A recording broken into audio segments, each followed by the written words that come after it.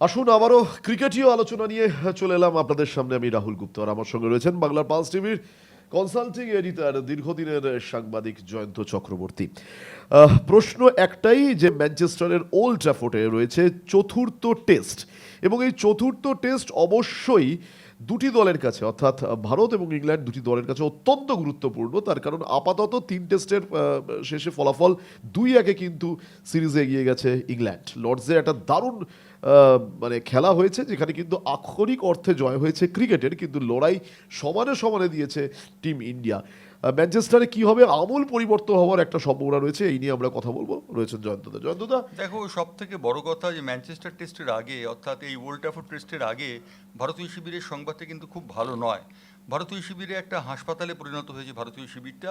আকাশদীপ সিং তিনি ruled out হয়েছেন এই ম্যাচের জন্যে। তিনি অনুশীলনে চোট পেয়েছেন। তার বদলি হিসেবে যাকে ভাবা হচ্ছিল সে অর্শদীপ সিং, তিনিও কিন্তু চোট পেয়েছেন এবং তিনিও খেলতে পারবেন না। সুতরাং কে হবেন চতুর্থ সিমার, সেই নিয়ে কিন্তু বেশ সমস্যা দেখা দিয়েছে। জসপ্রীত বুমরাকে ওয়ার্কলোড ম্যানেজমেন্টের জন্য তাকে এই টেস্টে খেলানো হবে কিনা তাই নিয়ে কিন্তু খানিকটা দ্বন্দ্ব রয়ে গেছে।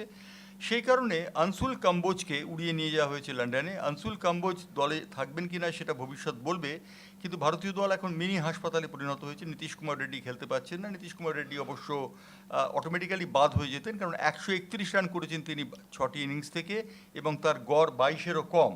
অন্যদিকে আকাশদীপ কিন্তু যথেষ্ট ভালো খেলেছেন। লর্ডসে অবশ্য ভালো বল করতে পারেননি, কিন্তু তার আগের যে টেস্ট ম্যাচটি হয়েছে সেই হেডিংলেতে তিনি কিন্তু যথেষ্ট ভালো বোলিং করেছেন এবং ভালো বোলিং করে উইকেট নিয়েছেন। সেই আকাশদীপ খেলতে পারছেন না। ঋষভ পন্থ, যিনি ভারতীয় দলের নিয়মিত উইকেট রক্ষক, তিনিও কিন্তু খেলতে পারছেন না। মানে তিনি স্পেশালিস্ট ব্যাটার হিসেবে দলে থাকছেন, কিন্তু উইকেট রক্ষক করছেন ধ্রুব জুরেল। সুতরাং ভারতীয় দলকে বেশ খানিকটা অসুবিধার মধ্যে দিয়ে পড়তে হচ্ছে।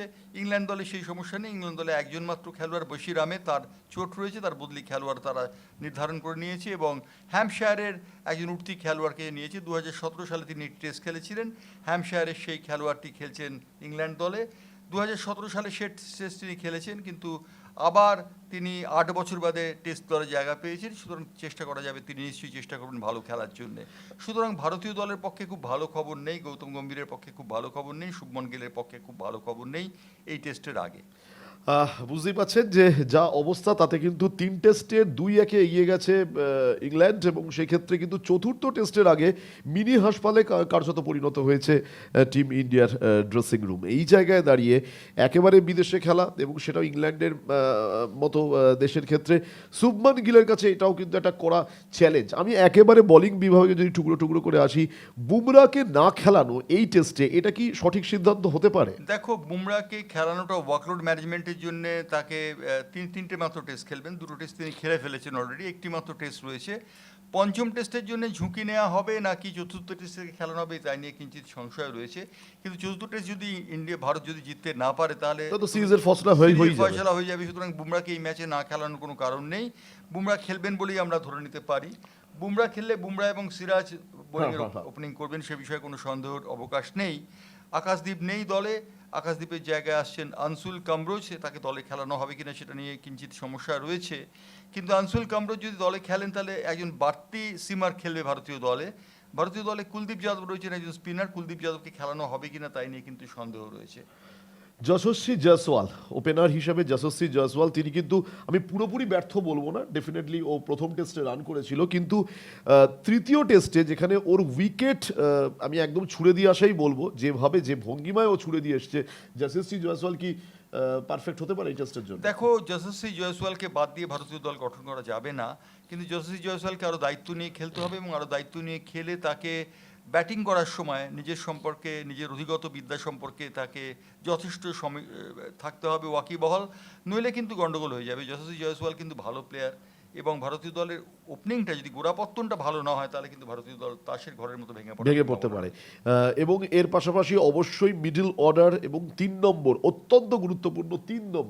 3 নম্বরের ক্ষেত্রে যা দেখা যাচ্ছে, সেক্ষেত্রে কি মনে হচ্ছে?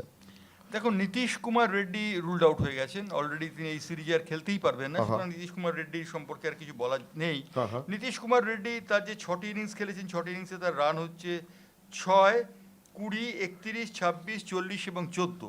সব কিছু মিলে তিনি 132 বেশি রান করতে পারেননি। তার অ্যাভারেজ 22-এর কম। সুতরাং নীতিশ রেড্ডি অটোমেটিক্যালি বাদ হয়ে যাচ্ছেন।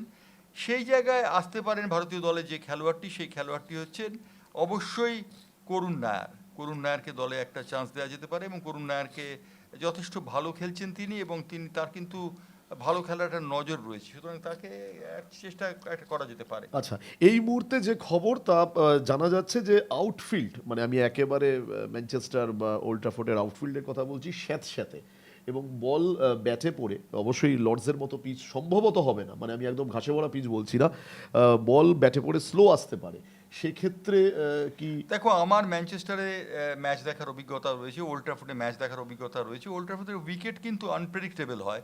ওল্ড সেটা কোন ট্রাফোর্ডের সাল? উইকেট সেটা কোন সাল? 1999 সাল, 1999 26 বছর আচ্ছা, আগে আচ্ছা, আচ্ছা। বিশ্বকাপের সময় আমি গেছিলাম ম্যানচেস্টারে, এবং মানে যে সময় সৌরভের দারুণ খেলেন। একেবারে। টন্টনে সৌরভ আহা, দারুণ একটা ইনিংস খেললেন, এবং চামিন্ডা 183 ব্যাসকে 6-এর পর 6 মেরে তিনি হ্যাঁ। রেকর্ড করলেন। সেই সময়টাতে আমি গিয়েছিলাম ইংল্যান্ডের ওয়ার্ল্ড কাপ কভার করার জন্য। সেই সময় ওল্ড ট্রাফোর্ডে একটি ম্যাচ দেখেছিলাম। ওল্ড ট্রাফোর্ডের উইকেট কিন্তু সাথে সাথে হ্যাঁ, হয়, এবং পেস সহায়ক হবে, এই বিষয়ে কোনো সন্দেহ নেই। যে কারণে আনসুল কামরোজকে দলে নেবার ব্যাপারটা ভাবা হচ্ছে, এবং আনসুল কামরোজকে উড়িয়ে নিয়ে যাওয়া হয়েছে ভারত থেকে এই কারণেই। বেশ, অবশ্যই ভারতীয় দল এই মুহূর্তে ইংল্যান্ড সফরে রয়েছে, এবং এটা কিন্তু ক্যাপ্টেন শুভমান গিল নতুন ক্যাপ্টেন, কিন্তু সবটাই ক্যাপ্টেনকে এখনই দায় দায়িত্ব দেওয়া যায় না, কি যেভাবে খেলছে। আমি কোচের ক্ষেত্রে আসবো, কোচ গৌতম গম্ভীরের ক্ষেত্রে এটা কিন্তু একটা খুব বড় চ্যালেঞ্জ। দেখো, গৌতম গম্ভীরের কাছে খুব বড় চ্যালেঞ্জ, কারণ গৌতম গম্ভীর যদি এই সিরিজটা জিততে না পারেন তাহলে প্রশ্ন উঠে যাবে, এবং গৌতম গম্ভীরের দরজায় করানাচ্ছেন ভিভিএস লক্ষ্মণ। হ্যাঁ, হ্যাঁ। সুতরাং এক্ষেত্রে গৌতম গম্ভীরকে এই সিরিজটা জিততেই হবে, এবং ম্যানচেস্টারের চতুর্থ টেস্টটা অত্যন্ত গুরুত্বপূর্ণ। ওল্ড ট্রাফোর্ডের চতুর্থ টেস্ট যেটা কাল থেকে শুরু হচ্ছে, সেই ম্যাচে যদি ভারতীয় দল নিজেদের অধিগত বিদ্যাকে উজাড় করে দিতে পারে, এবং যদি প্রথম ইনিংসে ভালো রানের টোটাল তৈরি করতে পারে, টসটা কিন্তু অত্যন্ত গুরুত্বপূর্ণ হবে। টস অত্যন্ত গুরুত্বপূর্ণ, এবং এর পাশাপাশি যে দুজনের কথা গত টেস্ট ম্যাচ থেকে বলতে হবে, একটা হচ্ছে অবশ্যই রাহুল, আর একটা হচ্ছে অবশ্যই জাদেজা। কিভাবে ব্যাখ্যা করবেন? দেখো, রাহুল কিন্তু নিজের উপর আস্থা রাখছেন, নিজের উপর যা খেলা তিনি খেলছেন, এবং রাহুল যেভাবে ব্যাটিং করছেন সেটা যথেষ্ট ভালো, এবং রবীন্দ্র জাদেজা তিনিও ভালো ব্যাট করছেন। রবীন্দ্র জাদেজা সম্পর্কে একটা প্রশ্ন উঠে গেছে, রবীন্দ্র জাদেজা শেষ ম্যাচে লর্ডসে হয়তো দলটিকে জেতাতে পারতেন, কিন্তু আমার মনে হয় না তা। জাদেজা যথেষ্ট ভালো খেলছেন, নিজের ওপর যথেষ্ট আস্থা রেখে খেলছেন, সুতরাং এই দুই ব্যাটারের ওপর অনেকখানি নির্ভর করবে ভারতীয় দলের সাফল্য, সে বিষয়ে বলে দেওয়ার কোনো অপেক্ষা রাখে না। বেশ, আমরা অবশ্যই এই জায়গায় আজকে আলাপ আলোচনায় রয়েছি, এবং সব থেকে বড় বিষয় যে ম্যানচেস্টারে কে হবে নায়ক, যে হবে নায়ক সেই কিন্তু সিরিজ জয়ে অনেকখানি এগিয়ে যাবে, এবং প্রায় জিতেই যাবে। একদম তাই। 2-1 ম্যানচেস্টারে মহানায়ক কে হবে তাই নিয়ে আমাদের আলোচনা। এই মহানায়ক হতে পারেন রবীন্দ্র জাদেজা, হতে পারেন ইংল্যান্ডের যে কোনো বোলার ব্যাটসম্যান। ইংল্যান্ড দলের অধিনায়ক, তিনি যথেষ্ট ভালো খেলছেন, গতবার তিনি ম্যান অফ দ্য ম্যাচ হয়েছেন, সুতরাং তার কাছ থেকেও ভালো আশা করা যেতে পারে। সুতরাং ইংল্যান্ড দলটিও কিন্তু খুব হেলাফেলা করে উড়িয়ে দেবার মতো নয়। সুতরাং ইংল্যান্ড যে মাঠে নামবে, সেই মাঠে নামার মধ্যে তাদের একটা ছন্দ থাকবে, এবং তারা নিঃসন্দেহে ভালো খেলার জন্য মাঠে নামবে। তারা চাইবে এই ম্যাচটা জিতে তারা 3-1 করে নেবে, 3-1 করে নেবে, এবং তারা চাইবে তারা 3-1 করতে, এবং ভারতীয় দল চাইবে ডেফিনেটলি সিরিজে অন্তত সমতা ফেরানোর জন্য। যদি সমতা ফিরিয়েও আসে তাহলে সেটাও একটা বড় কিছু হবে, তার কারণ এর পরের টেস্ট এখনো বাকি রয়েছে। পঞ্চম টেস্টটা ক্ষেত্রে ডিসাইডার হবে, এবং ডিসাইডার টেস্টের দিকে নজর থাকবে সবার।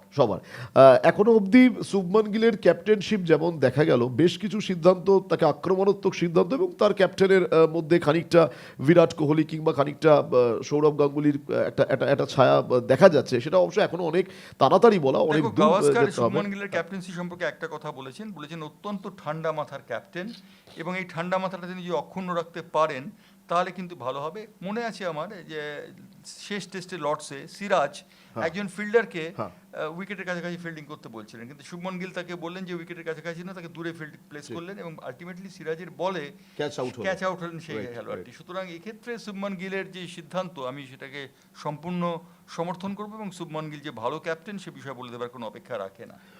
যতটা আমি আরেকজনের কথা না বললেই নয়, সেটা হচ্ছে ঋষভ পান্ত। যেভাবে ও ব্যাট করে, খানিকটা সেহবাগি স্টাইলে আমি বলবো, যেভাবে ব্যাট করার ধরন, বিশেষ করে টেস্ট ক্রিকেটে যেভাবে ব্যাট করেছে, যেন মনে হচ্ছে আমরা আইপিএল দেখছি। ঋষভ পান্তকে কিন্তু একটা সময় তার এই ব্যাটিংয়ের জন্য একদম মানে উইকেট ছুঁড়ে দিয়ে আসার জন্য গাভাস্কারকেও অবধি বলতে শোনা গেছিল ভীষণ স্টুপিড, এই কথাটাও গাভাস্কার বলেছিলেন। আবার ঋষভ পান্তকে আমি দেখেছি এখানে সেঞ্চুরি করতে। সমস্যা হচ্ছে ঋষভ পান্তের ফ্ল্যামবয়েন্সি আছে, এই ফ্ল্যামবয়েন্সিটা যদি তার কাছ থেকে কেড়ে নেওয়া হয় তাহলে কিন্তু তিনি ভালো খেলতে পারবেন না। ঋষভ পন্থ চোট পেয়েছেন, চোট পাওয়ার জন্য তিনি উইকেট কিপিং করবেন না, ধ্রুব জুরেল উইকেট কিপিং করবেন এমনটাই খবর এখন পর্যন্ত যা খবর রয়েছে। ঋষভ পন্থকে কিন্তু স্পেশালিস্ট ব্যাটার হিসেবে রাখা হচ্ছে দলে, এবং ঋষভ পন্থ দলের অন্যতম সম্পদ, সে বিষয়ে বলে দেবার কোনো অপেক্ষা রাখে না। এবং তিনি যখন বড় রান করে তিনি যে সামারসল্টটি খান সেটা অক্রিকেটীয়, সেটা অনেকে বলছেন অক্রিকেটীয়, আমি অক্রিকেটীয় বলবো না, আমি বলবো যে সামারসল্টটা আইপিএল এ চলতে পারে, টেস্ট ম্যাচ চলতে পারে, মানে ডিগবাজি খাওয়া। খাওয়া। বেশ, কিন্তু এটা কিন্তু প্রচন্ড ভাইরাল হয়েছে। ভাইরাল তো হবেই, তার কারণ হচ্ছে এখনকার দিন তো ভাইরালের যুগ। যে কোনো জিনিস যেটা একটু অফ ট্র্যাক হচ্ছে সেটাই ভাইরাল হয়ে যাচ্ছে। আমার মনে হয় ঋষভ পন্থকে অনেক বেশি দায়িত্ব নিয়ে খেলতে হবে, অনেক বেশি দায়িত্ব সচেতন হতে হবে। ফ্ল্যামবয়েন্সি ভালো, কিন্তু ফ্ল্যামবয়েন্সি অনেক সময় দলের বিপদের কারণ হয়, এই কথাটা তাকে বুঝতে হবে। কেএল রাহুলের মতো যদি তিনি ব্যাটিং করতে তিনি পারবেন না, তিনি সবসময় বাজে বল পেলেই ছক্কা হাঁকার প্রবণতা থাকে, কিন্তু এই ক্ষেত্রে তাকে খানিকটা সংযম দেখাতে হবে। এই সংযমী ইনিংসটা যদি দেখাতে পারেন তাহলে কিন্তু যথেষ্ট ভালো হবে। যখন আপনি ফ্ল্যামবয়েন্সির কথা বলছেন তখন আমার মনে পড়ে যাচ্ছে যখন সৌরভ গঙ্গোপাধ্যায় ক্যাপ্টেন তখন কিন্তু তার দলে যুবরাজ সিং ঠিক এরকমই ছিল, এবং যুবরাজ সিংকে সৌরভ গঙ্গোপাধ্যায় চোখে চোখে রাখবার জন্য হোটেলের নিরাপত্তা রক্ষীকে বলে দিত যে ও কখন হোটেল থেকে ঢুকছে এবং কখন হোটেলে বেরোচ্ছে।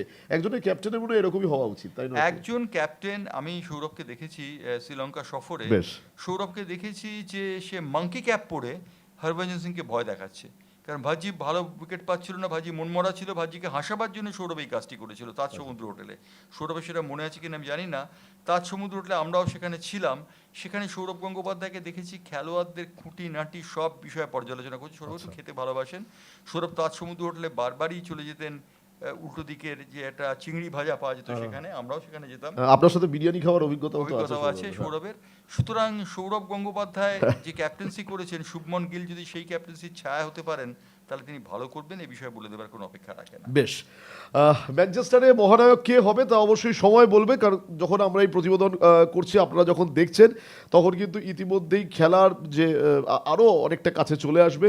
ম্যানচেস্টারে মহানায়ক যে হবে, যে দল হবে বা যে দলের বোলার হতে পারে, ব্যাটসম্যান হতে পারে, যে কেউ হতে পারে, যে হবে সেই যে একটা এক্স ফ্যাক্টর হয়ে দাঁড়াবে তা মানে একেবারে শিওর। এবং যদি ইংল্যান্ড 3-1 এগিয়ে যায় তাহলে তো ইংল্যান্ডের পকেটে পুরো সিরিজ, কিন্তু ভারতীয় দল চাইবে অবশ্যই 2 করতে, তার কারণ তাহলে পঞ্চম টেস্ট অবশ্যই ডিসাইডিং ফ্যাক্টর হয়ে দাঁড়াবে।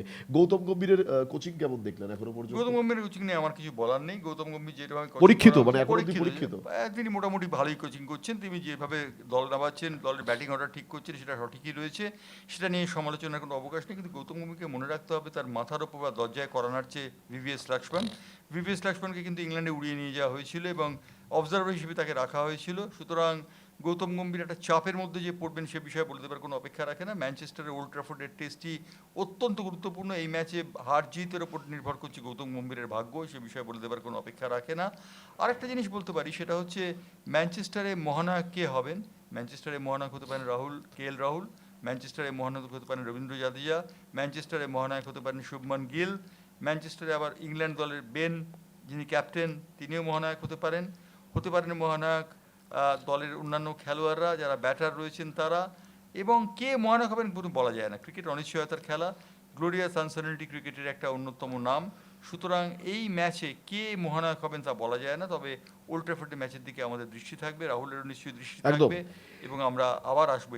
এবং আপনাদের বলে রাখি, এই প্রতিবেদন দেখার পর ম্যানচেস্টারে মহানায়ক কে হবে আপনারা অবশ্যই মেসেঞ্জারে গিয়ে আমাদের ইনবক্সে গিয়ে আপনারা আপনাদের মতামত জানাতে পারেন এবং আপনারা ব্যাখ্যা দেবেন, মানে কে হবে মহানায়ক তার নাম দিয়ে আপনারা ব্যাখ্যা দেবেন।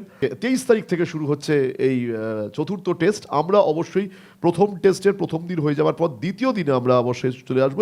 এই ছিল আজকের আলোচনা, আবার দেখা হচ্ছে আপনাদের সঙ্গে পরবর্তী প্রতিবেদনে। আপনারা খেলায় থাকুন, আমাদের সঙ্গে থাকবেন এবং টস দেখতে ভুলবেন না।